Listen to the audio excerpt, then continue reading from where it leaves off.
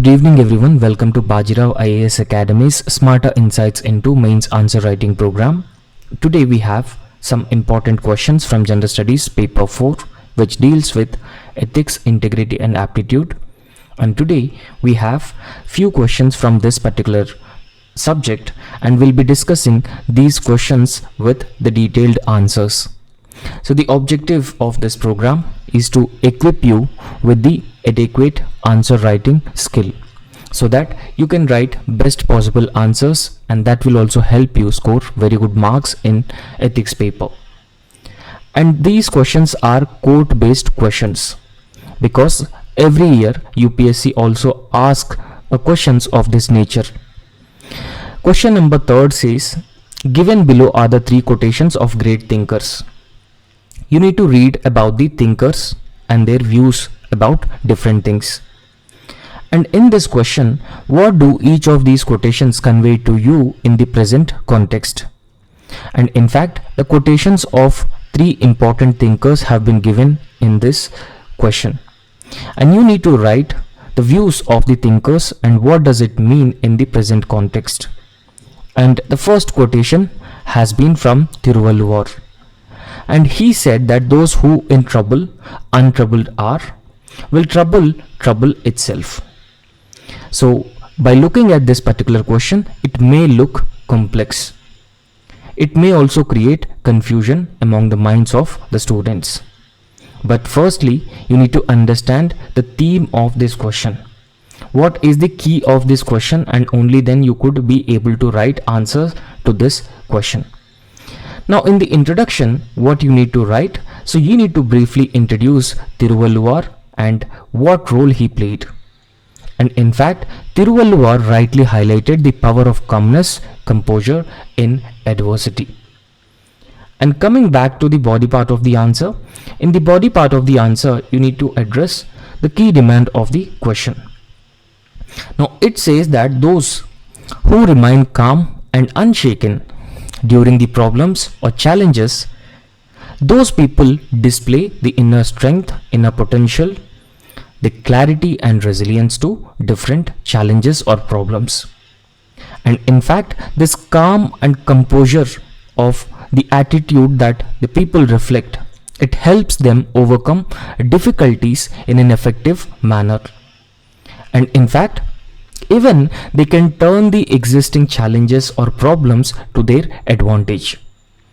For example, you can write leaders like Mahatma Gandhi, who stayed peaceful amid crisis situations as well. When non-cooperation movement was launched by Mahatma Gandhi, it turned violent. So at that point of time also Mahatma Gandhi stayed peaceful. So he stuck to the peace and non-violence. He suspended the non-cooperation movement. And also remember, when you write the body part of the answer, you always try to include examples as well in the answer. Now in the conclusion, you just mention that the true strength lies in mastering one's own mind, not the circumstances.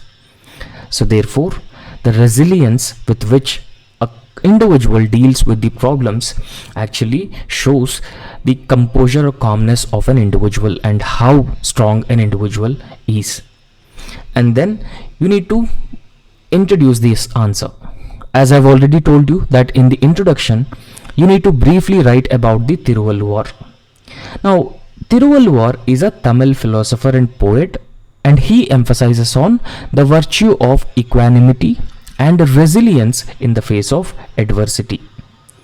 Even present times also, a lot of people have been committing suicide because they are not able to face the adversity.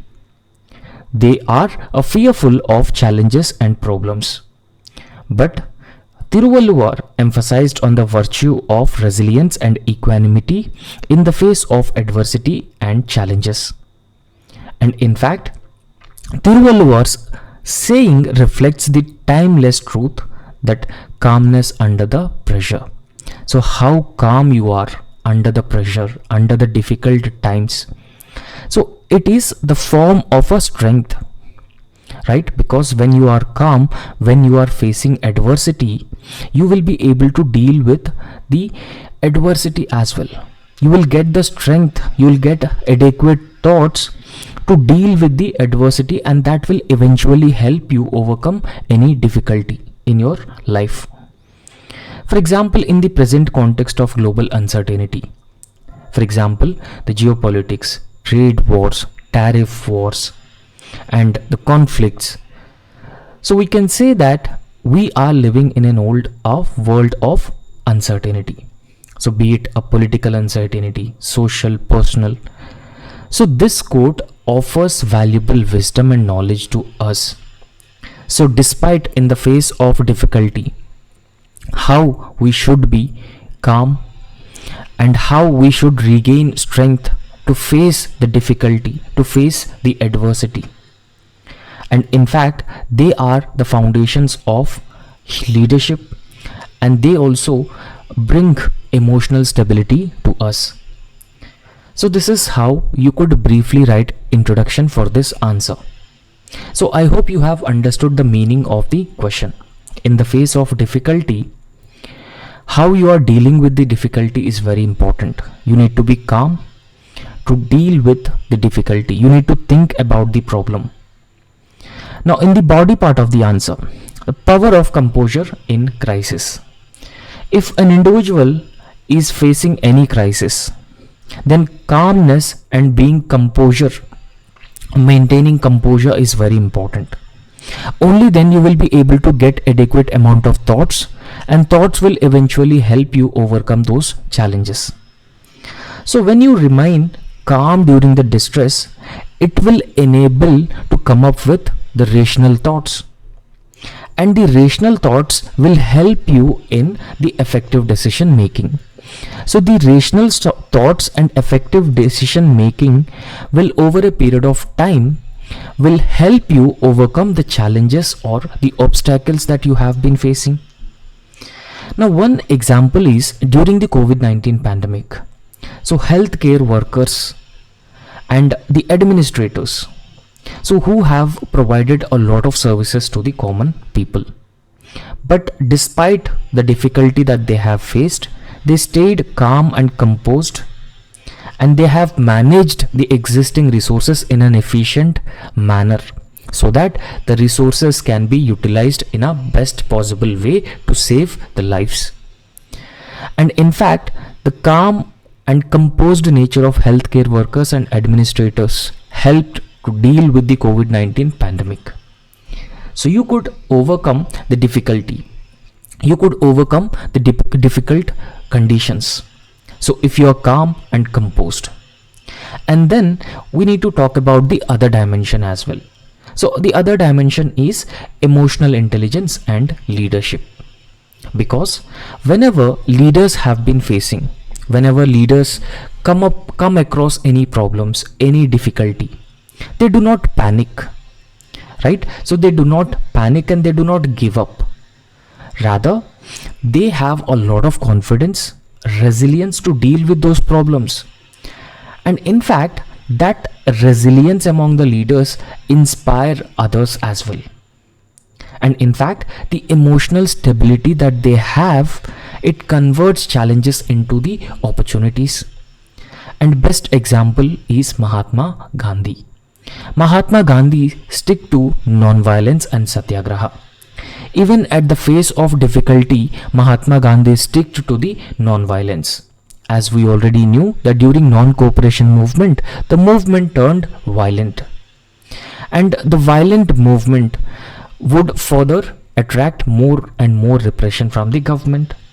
So since he stick to the values of peace, non-violence and satyagraha, Mahatma Gandhi immediately suspended the non-cooperation movement.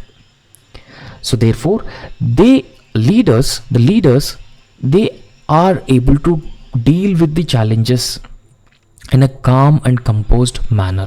They show resilience, which also inspires others as well. Now, dealing with these problems in a calm and composed manner is also a quality of a good leader. And in fact, we should also talk about the other dimension as well. In fact, individuals need to show a strong resilience against adversity. Because Whenever you are dealing with any problem in a calm and composed manner, it builds resilience in you. And in fact, it will help individuals adapt and grow stronger through the hardships as well. Because in contemporary times, most of the people, because we are living in a world which has been dominated by the social media, which has been dominated by building a lot of stress, mental health issues, so they are not able to face challenges, adversity, they are committing suicide. So therefore, in this context, Tiruvalluvar's words about dealing with adversity, dealing with problems, so they actually play a very important role inspiring individual, teaching important lessons for the youth particularly. For example, soldiers, they work in difficult terrain, we all knew about this. And entrepreneurs, they also face business losses, but they succeed through the mental fortitude that they build, but not agitation. So this is possible because they have the resilience to deal with the challenges and the problems, right? So that's what they have been doing. Now let's understand what is the relevance in personal and professional life. Now, as I have already told you, that we have been living in a modern competitive environment. Now, in this modern competitive environment, staying untroubled by setbacks, it prevents burnout and enhances the productivity of individuals. Now, in fact, civil servants also deal with a number of problems every day. And in fact, they must stay composed to deliver justice and also maintain trust. And this is very important on the part of the civil servants. It is desirable that civil servants need to show calmness and composed attitude when it comes to dealing with new problems and new challenges. And that is a very important quality on the part of the civil servants. And then you need to write a good and impactful conclusion in this answer. Tiruvalluvar's wisdom teaches us a peace of mind is the greatest weapon against turmoil. You just have to be peaceful. You just have to maintain the calmness and a composed attitude, and this is a big weapon against any turmoil. And in fact, whenever individual they stay calm, composed, when they have been facing adversity, they easily overcome the challenges. And in fact, these challenges will also disarm them. And in fact, in today's fast changing world, this equanimity, the value of equanimity that Tiruvalluvar has emphasized, is not mere a virtue. Rather, it is a vital skill for effective living and leadership, particularly for the youth and the civil servants.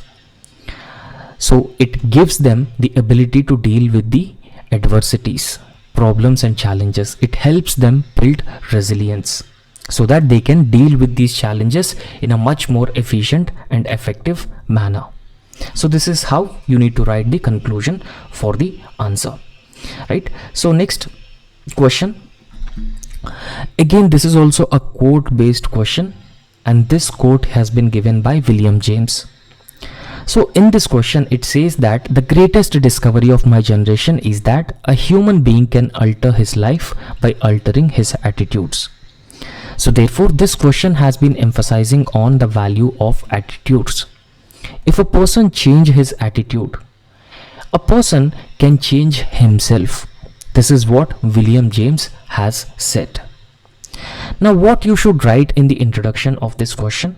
In the introduction, so William James emphasizes the transformative power of attitude in shaping one's destiny, and you should also briefly define what constitutes attitude. What is the definition of attitude? You need to write this in the introduction. And in the body part of the answer, a positive mindset, a positive attitude of an individual, it will help build resilience. It will help achieve growth and purposeful action despite the challenges. Now you could write examples like Dr. APJ Abdul Kalam's optimistic outlook, And you could also write examples like Mahatma Gandhi, Dr. B.R. Ambedkar, Jyotiba Phule. So all these examples you could mention about the positive mindset of the people. And in fact, so the greatest discovery of this generation is a human being can actually change himself by changing his attitudes. So how a human being can tune his attitudes to change himself, and that change is very important in a present society. And you should also write a positive, optimistic and an impactful conclusion in the answer, so that the answer could be more and more holistic and impactful. Now, as I have already told you in the introduction, you need to write about the importance of attitude. And who is William James? William James is the father of modern psychology. He is the father of modern psychology, and he emphasizes the transformative power of attitude in shaping human destiny. Because attitude as a value, it plays a very important role in changing the perceptions of people. So therefore, William James, a statement, it emphasizes that life's quality is determined not solely by the external circumstances, but by the mental and emotional lens through which we perceive them. So the perceptions are very important to change our behavior, to change our lifestyle. However, it is obvious fact that we are living in a dynamic and uncertain world. This insight holds immense practical and ethical relevance, that the change in the attitudes will result in the change in the lifestyle, change in the individual behavior. Now, in the body part of the answer, we'll have to further explain and elaborate the statement given by William James about the attitudes.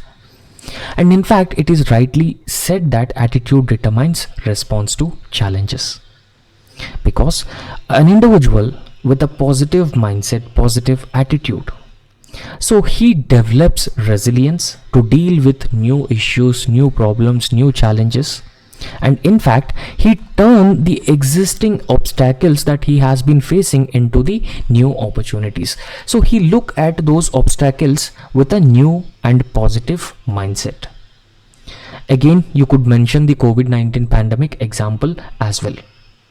So during COVID-19 pandemic, a lot of individuals, a lot of organizations, so they have adapted through the innovation and optimism. So despite troubled times, these organizations have came up with innovation and they are optimistic. And this optimism and innovation from several organizations helped sustaining livelihoods despite uncertainty. So helped prevent loss of lives of people. So this is how you have to write the answer. And then growth mindset leads to personal transformation as well. For example, any individual with a positive attitude, positive mindset, so that particular individual has a belief in self-improvement. It motivates learning, and it will also result in the change of the life of that particular individual as well. For example, Dr. APJ Abdul Kalam is the best example in this case, because he is from a very humble background, but he achieved a great success. He was the scientist of ISRO, DRDO, and he was also the president of Republic of India. So therefore, he achieved such a great success because of his perseverance, his right and positive attitude, right mindset. So therefore, the positive mindset will also lead to the transformation of an individual, and eventually it leads to the success in his or her life as well. And apart from that, it is a very well-known fact that attitudes also influence the social relationships, and it also plays a very important role in the leadership, and it is also a very important leadership quality as well. For example, the values of empathy, optimism, so they foster trust and cooperation among the teams. And this optimistic attitude is very important in any team, and this optimism will help overcome the challenges, difficulties, and obstacles. When you are empathetic towards the marginalized, disadvantaged sections of the society, so it will result in the greater good as well. So for example, leaders like Nelson Mandela, so they have transformed the societal hatred into reconciliation through forgiving and constructive attitude as well. Examples like Nelson Mandela, Dr. B.R. Ambedkar, APJ Abdul Kalam, Mahatma Gandhi, Jyotiba Phule, Swami Vivekananda. You need to write examples of all these important personalities, how they have shown right attitude despite they were facing difficulties. And then you should also talk about attitude in public servants or civil servants, because it is generally expected that civil servants should have a service oriented mindset approach in governance, and in fact they need to deliver duties with efficiency and compassion as well, because that will result in upholding the constitutional values and also upholding the social justice. And in fact, a civil servant viewing citizens' complaints as opportunities for improvement, and that will ensure good governance in that particular region. So therefore, the attitude of the civil servants is also very important in promoting good governance, right? So then we need to talk about the conclusion, right? So we need to write an important conclusion as well. Now, William James Insights reveals that attitude is architect of destiny. So this is an architect of destiny, while circumstances may be uncontrollable. And in fact, so one's mental outlook, it remains a personal choice. Now when I say mental outlook, a person may have a positive outlook, a negative outlook towards a different individuals, different objects and different things. But when an individual started cultivating positivity, positive mindset, it will help result in developing resilience, empathy, compassion, and by these values, individuals can actually shape their lives and contribute meaningfully to the society, and it will turn the existing challenges into pathways for the greater growth and service. Now make sure that conclusions are effective, impactful in nature, so that they will help you score a very good marks in the answer. And we also have a third most important quote, and this quote has been given by Swami Vivekananda. Swami Vivekananda says that the strength of a society is not in its laws but in the morality of its people. This is what Swami Vivekananda has said. Now in fact, the society is a collective, all individuals forms part of the society. Now in fact, morality plays a very, very important role in the strength of the society rather than laws, because laws are imposed on citizens, they are enforced, right? So laws are made by the parliament or state legislative assemblies, but morality is inherent among the individuals and the society. So this morality within the society is very important rather than the laws. So first we'll understand the model framework. In this model framework, we need to write the introduction. In the introduction, briefly introduce Swami Vivekananda.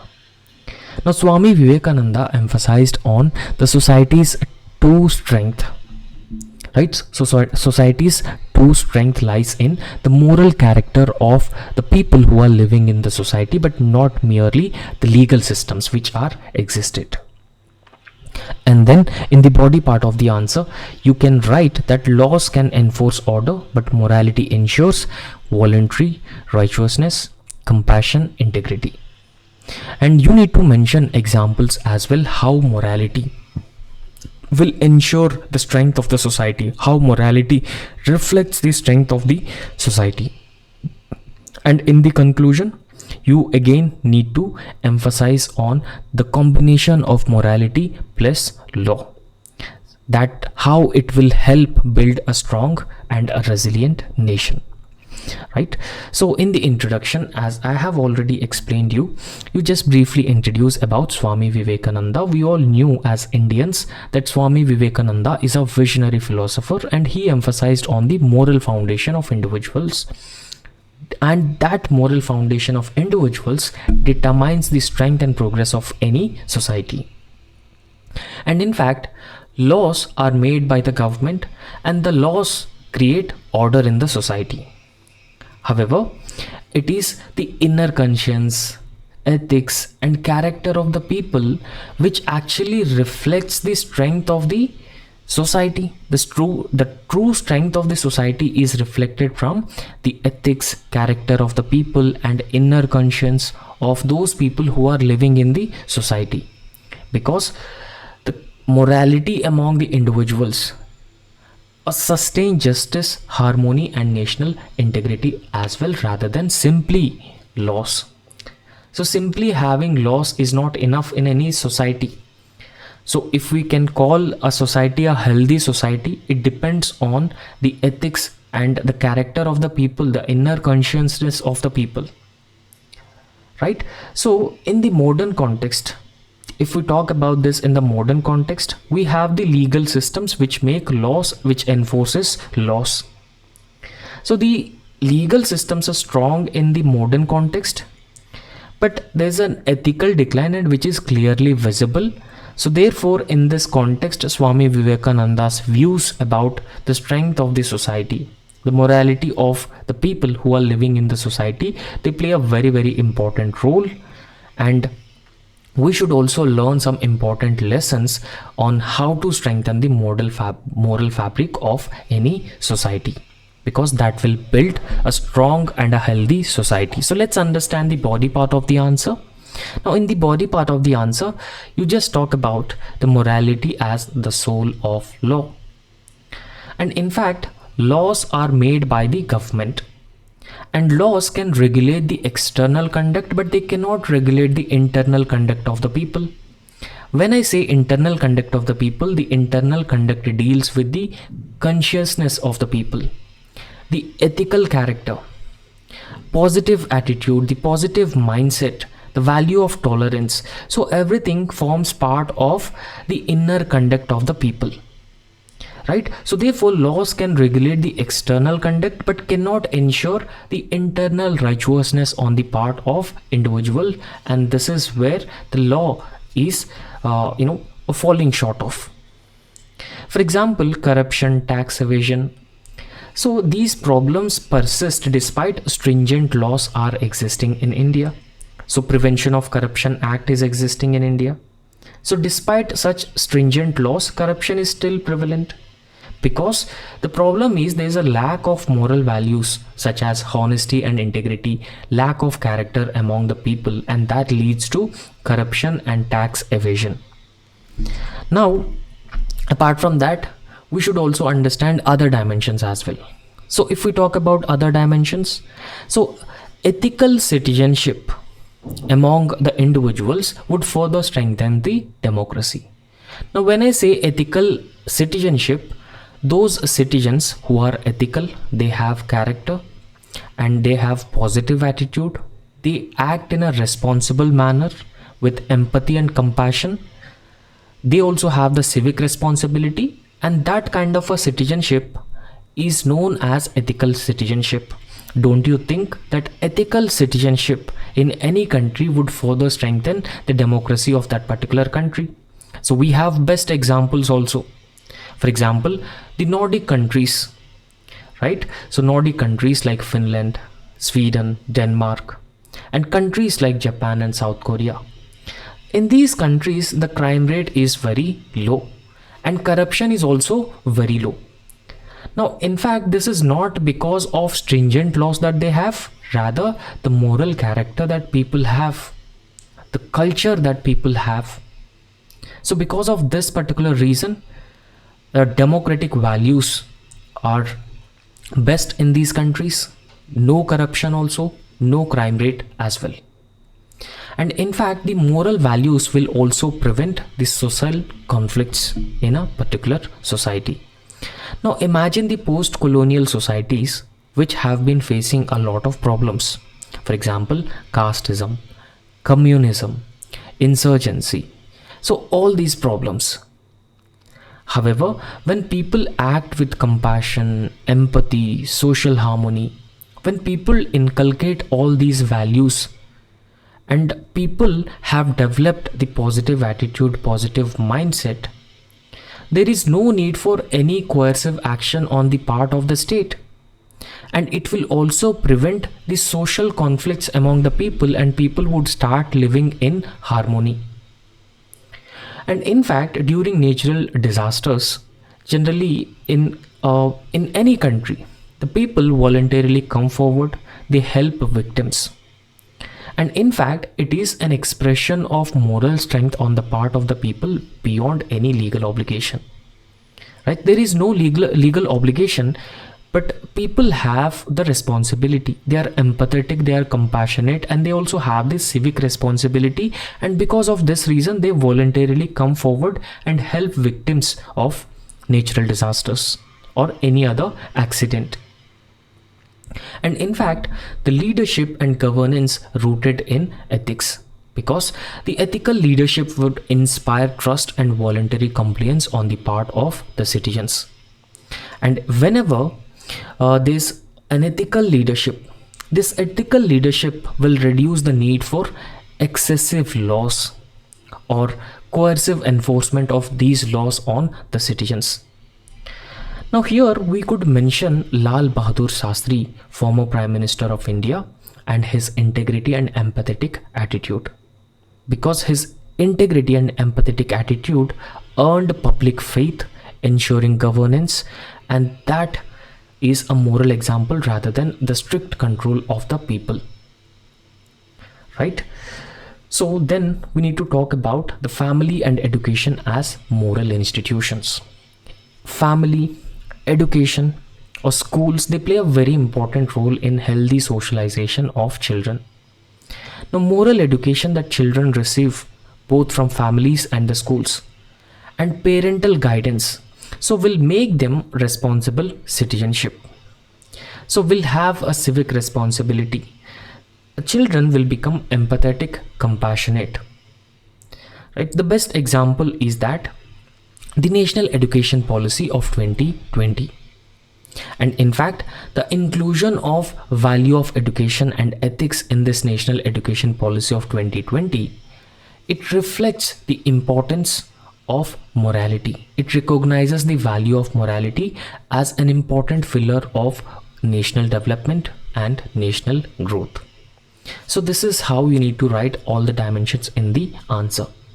And in the conclusion, you have to mention that the Swami Vivekananda's insights about the morality of the people who are living in the society, it reminds us that laws may deter the wrongdoing. So they may act as a deterrence for wrongdoing, but only morality can inspire the true righteousness of the people.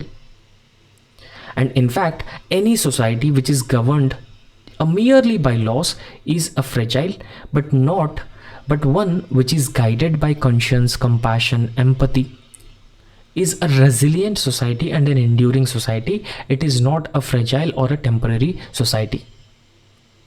So therefore, the true national strength arises not just from the legal enforcement but also from the collective moral awakening of the people, developing the moral values. And in fact, the moral values will play a very important role in promoting social justice, good governance, transparency, accountability, civic responsibility, and civic sense. And that's how we could build strong societies in a country like India. So this is how you need to write the conclusion in this answer. And that's all in this lecture, and thank you so much. Please subscribe our YouTube channel and also like the video. Thank you.